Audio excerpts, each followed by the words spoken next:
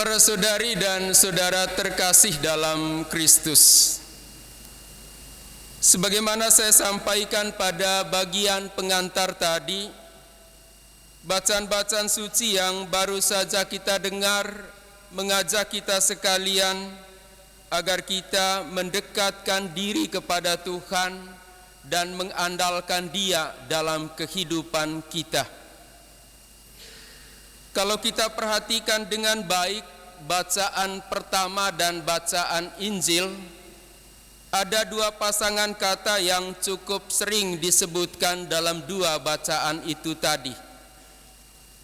Dalam bacaan pertama dari kitab Nabi Yeremia dipakai kata terberkatilah dan terkutuklah. Terberkatilah dan terkutuklah. Lalu dalam arti yang sama, Yesus dalam bacaan Injil memakai kata berbahagialah, celakalah. Nabi Yeremia dalam bacaan pertama tadi menyerukan, diberkatilah orang yang mengandalkan Tuhan, yang menaruh harapannya pada Tuhan. Ia seperti pohon yang ditanam di tepi air, akarnya merambat ke batang air sehingga tidak khawatir di musim kemarau. Daunnya tetap hijau dan tidak berhenti menghasilkan buah.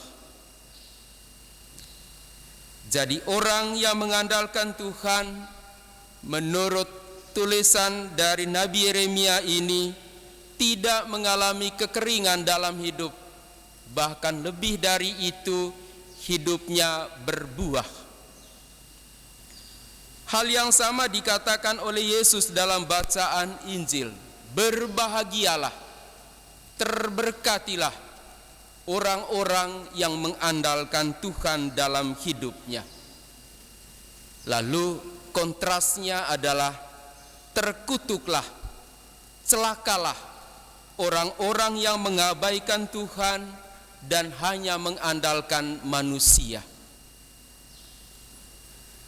Para saudari dan saudara terkasih, mengandalkan Tuhan berarti menaruh kepercayaan dan harapan pada Allah. Orang yang mengandalkan Tuhan merasa yakin ada jaminan hidup, ada jaminan keselamatan dari Tuhan. Orang yang mengandalkan Tuhan meletakkan seluruh hidupnya di tangan Allah dan membiarkan Allah untuk melakukan apa yang menjadi kehendak-Nya. Mengandalkan Tuhan tidak berarti tanpa derita. Jadi orang-orang beriman bukanlah orang-orang yang luput dari penderitaan. Mengandalkan Tuhan tidak berarti bebas dari semua tantangan dan kesulitan hidup. Kita sendiri mengalami itu. Mengandalkan Tuhan tidak berarti bebas dari bencana. Orang yang mengandalkan Tuhan tetap berada dalam pergumulan dan pergulatan hidup dari hari ke hari. Tetapi apa lebihnya? Iman, kepercayaan memberikan kekuatan kepada orang-orang yang mengandalkan Tuhan untuk menerima penderitaan dan menghadapi tantangan hidup. Iman membuat kita tidak lekas putus asa, tetapi berani berpasrah kepada kehendak Tuhan. Iman tidak melarikan kita dari kenyataan hidup yang menantang, tetapi justru menuntun kita untuk bersikap tawakal kepada Allah yang berkuasa. Kekuatan iman inilah yang membuat orang-orang yang mengandalkan Tuhan tidak kehilangan kebahagiaan dan harapan di tengah-tengah perjuangan dan pergulatan hidupnya. Orang yang mengandalkan Tuhan di satu sisi dia sadar akan kelemahan dan kerapuhannya sebagai manusia. Tetapi di sisi lain dia yang meyakini kuasa Allah jauh lebih besar daripada kelemahan dan kerapuhannya. Orang yang mengandalkan Tuhan akan berusaha untuk menyesuaikan seluruh hidupnya sesuai dengan yang Tuhan kehendaki. Ya, dia letakkan hidupnya di tangan Tuhan, lalu membiarkan Tuhan mengarahkan hidup sesuai dengan kehendaknya sendiri. Para saudari dan saudara terkasih dalam Kristus, apa yang dikatakan dalam bacaan-bacaan suci hari ini berbanding lurus dengan salah satu hasil survei yang pernah dilakukan oleh Badan Pusat Statistik Nasional pada tahun 2021 yang lalu. Pada 1 Juli sampai dengan 27 Agustus, hampir 2 bulan, tahun 2021 yang lalu, Badan Pusat Statistik Nasional mengadakan survei untuk mengukur indeks kebahagiaan orang Indonesia. Ya, mereka mau mengukur sejauh mana tingkat kebahagiaan masyarakat Indonesia.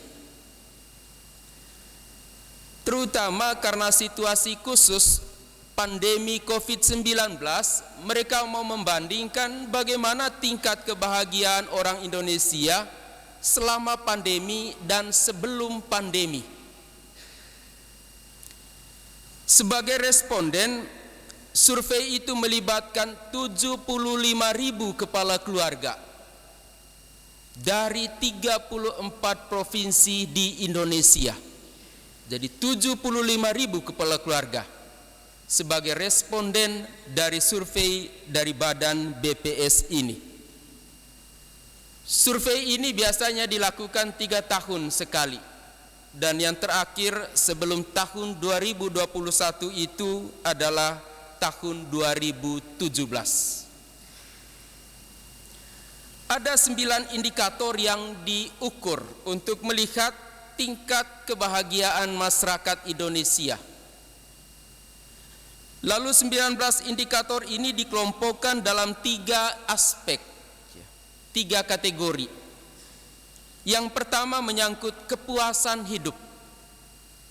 Sejauh mana masyarakat Indonesia puas dengan hidupnya. Lalu yang kedua menyangkut perasaan. Apakah orang Indonesia merasa senang, merasa bahagia? Dan yang ketiga menyangkut makna hidup. Bagaimana orang Indonesia melihat hidupnya bermakna atau tidak. Jadi 19 indikator itu dibagi dalam 3 klasifikasi ini.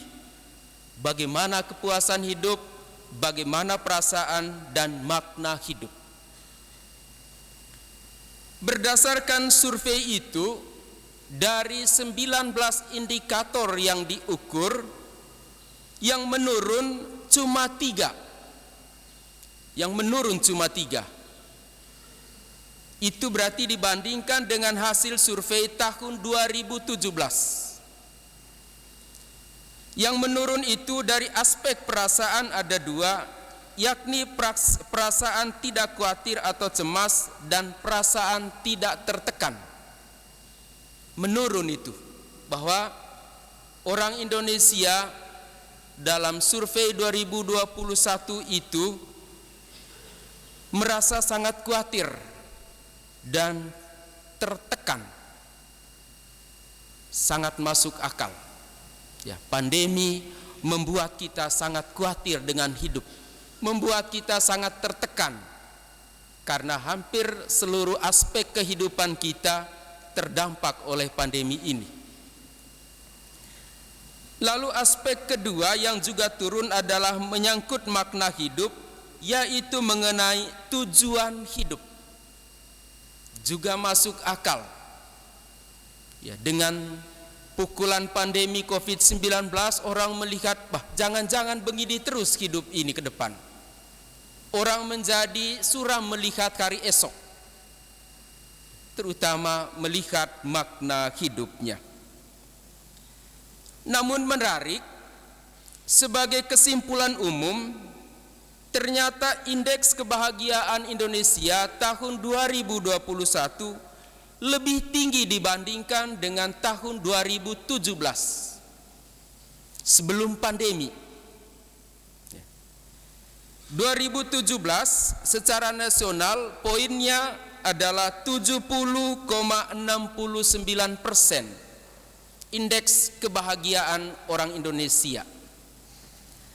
Sedangkan 2021 71,49, naik 0,80%, hampir 1% kenaikannya.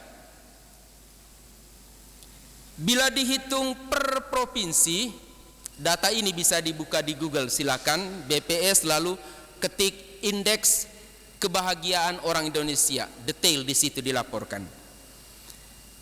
Bila dihitung per provinsi, ada 11 provinsi yang tingkat kebahagiaannya lebih rendah dari rata-rata nasional. Ya, kalau rata-rata nasional tadi 70,69, dan dari 34 provinsi ada 11 yang di bawah itu. Dan yang paling rendah Provinsi Banten. Dia puntennya 68,08. Sedangkan provinsi yang paling bahagia Maluku Utara, Kalimantan Utara, dan Maluku. Kita silakan cari di Google nanti. Ya. Para saudari dan saudara terkasih,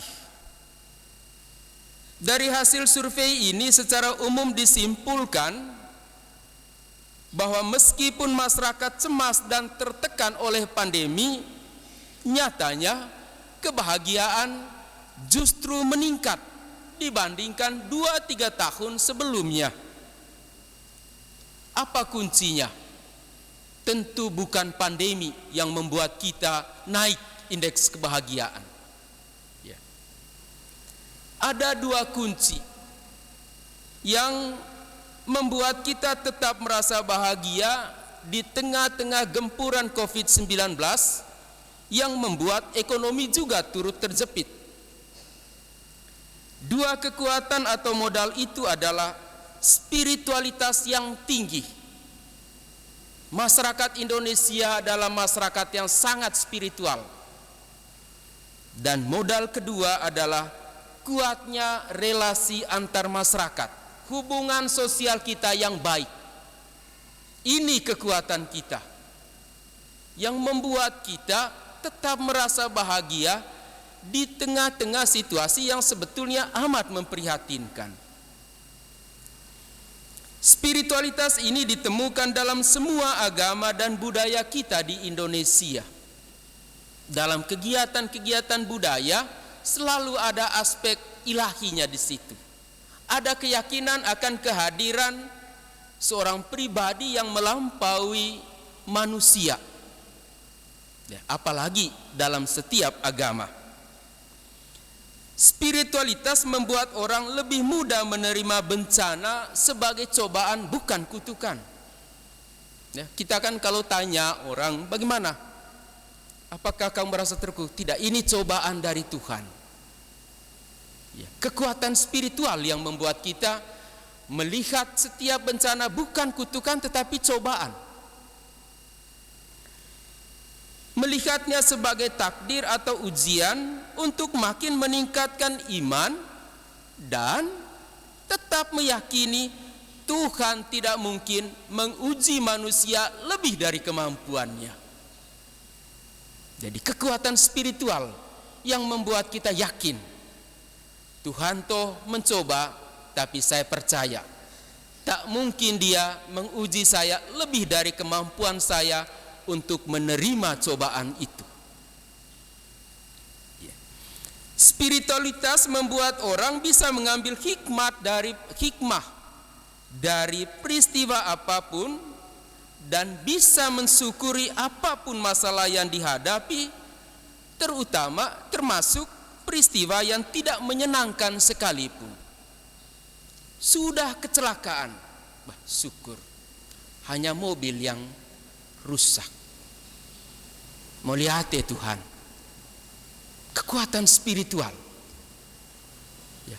Sudah luka dia, syukur hanya luka, tidak sampai patah. Patah pun, syukur Tuhan, nyawa tidak sampai melayang.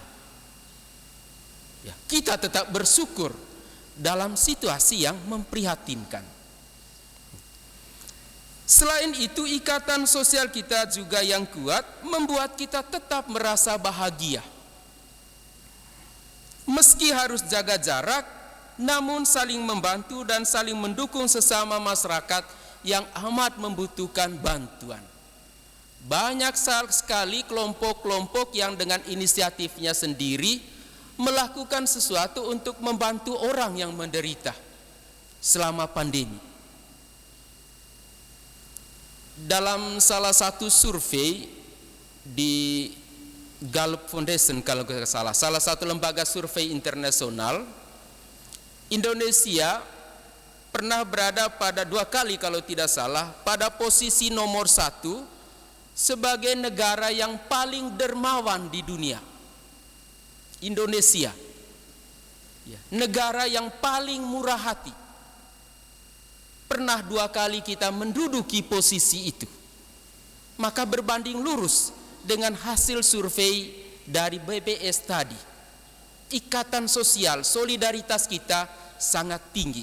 Dan itu modal yang menjadi kekuatan kita tetap merasa bahagia dalam situasi hidup yang memprihatinkan. Ada katanya 2 kekuatan yang sangat menonjol dari kita masyarakat Indonesia, yakni keterbukaan untuk menerima orang asing, ya, entah orang dari luar negeri atau orang-orang dari luar suku, luar daerah, luar kampung kita. Sepanjang orang itu baik-baik, kita akan terima dengan sangat baik. Untuk dia kita potong ayam, kita sendiri hanya dengan garam mungkin, untuk menerima tamu. Ya, kita. Lalu juga hal kedua, kita tidak merasa rugi kalau mengorbankan waktu pribadi untuk urusan bersama. Acara-acara adat, kan orang meninggalkan waktu pribadinya hanya untuk kepentingan bersama. Maka Indonesia termasuk negara yang sangat baik, ya, sangat murah hati, sangat dermawan di dunia. 2 kali kita pada posisi itu. Para saudari dan saudara terkasih, Rasul Paulus memberikan catatan bahwa kita yang mengimani Kristus memiliki sesuatu yang istimewa. Sebab Kristus yang kita imani menjadi sandaran yang pasti akan segala harapan dan sikap pasrah kita. Rasul Paulus tadi menulis, pusat iman kita adalah kebangkitan Kristus. Sia-sialah kita percaya kalau Kristus tidak dibangkitkan. Ya, demikian Rasul Paulus dalam suratnya kepada jemaat di Korintus. Dalam rumusan lain dapat dikatakan, tidak sia-sia kita percaya kepada Kristus. Sebab Kristus yang kita percayai bangkit. Tidak percuma kita mengandalkan Kristus, sebab ia wafat, lalu bangkit, dan membangkitkan semua orang yang percaya kepadanya. Ini adalah kekhasan dan keunggulan iman kita. Hanya di dalam Kristus dan oleh Kristus kita ikut dibangkitkan untuk memasuki hidup abadi. Di luar Kristus tidak ada keselamatan. Maka para saudari dan saudara terkasih, kita mengafirmasi kata-kata dari Nabi Yeremia tadi. Diberkatilah orang yang mengandalkan Tuhan, yang menaruh harapannya pada Tuhan. Ia akan seperti pohon yang ditanam di tepi air, yang merambatkan akar-akarnya ke tepi batang air. dan yang tidak mengalami datangnya panas terik, yang daunnya tetap hijau, yang tidak khawatir dalam tahun kering, dan tidak berhenti menghasilkan buah.